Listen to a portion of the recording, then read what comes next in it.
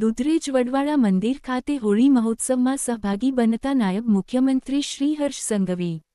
દુધરેજ ધામના વિકાસ માટે વધુ 2 કરોડની ફાળવણી, યાત્રાધામ સુવિધાઓથી થશે સજ્જ.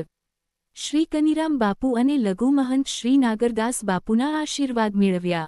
નાયબ મુખ્યમંત્રી શ્રી હર્ષ સંઘવી સુરેન્દ્રનગરના શ્રી વડવાળા મંદિર, દુધરેજ ધામ ખાતે આયોજિત હોળી મહોત્સવમાં સહભાગી થયા હતા.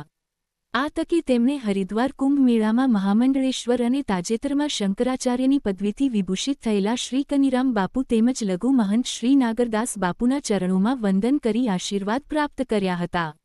આ પ્રસંગે ઉપસ્થિત જનમેદનીને સંબોધતા નાયબ મુખ્યમંત્રીશ્રીએ જણાવ્યું હતું કે મંત્રી તરીકે પદભાર સંભાળ્યાના બીજા જ દિવસે મેં ભગવાન વડવાળાના આશીર્વાદ લઈ ગૌમાતા અને ગૌભક્તોની રક્ષાનો સંકલ્પ કર્યો હતો.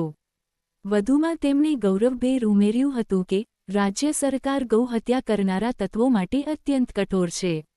સરકારના મક્કમ નિર્ધાર અને નક્કર કામગીરીના કારણે છેલ્લા 1 વર્ષમાં 18મી વધુ ગૌ હત્યારાઓને 7 વર્ષથી લઈને આજીવન કેદ સુધીની સજા અપાવવામાં આવી છે.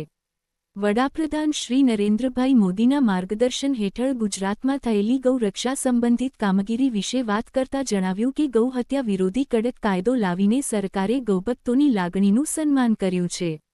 દુધરેજ યાત્રાધામના વિકાસ અંગે મહત્વની જાહેરાત કરતા તેમણે વધુમાં જણાવ્યું હતું કે મુખ્યમંત્રી શ્રી ભૂપેન્દ્રભાઈ પટેલના માર્ગદર્શન હેઠળ દુધરેજ ધામના વિકાસ માટે અગાઉ મંજૂર થયેલા 4.5 કરોડ રૂપિયા ઉપરાંત બીજા 2 કરોડ રૂપિયા એમ કુલ 6.50 કરોડના વિકાસકામો સરકાર દ્વારા કરવામાં આવશે.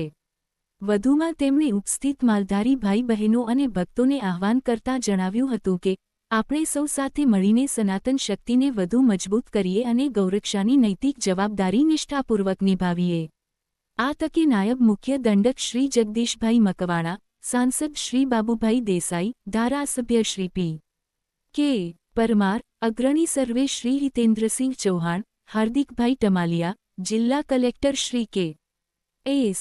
યાજ્ઞિક, મ્યુનિસિપલ કમિશનર શ્રી નવનાથ ગહાણે, જિલ્લા પોલીસ અધિક્ષક શ્રી પ્રેમસુખ ડેલુ તેમજ મોટી સંખ્યામાં સાધુ સંતો અને ભક્તો ઉપસ્થિત રહ્યા હતા. HH24 ન્યૂઝ ગુજરાતી સાથે મિન્હાજ મલિક, સુરેન્દ્રનગર.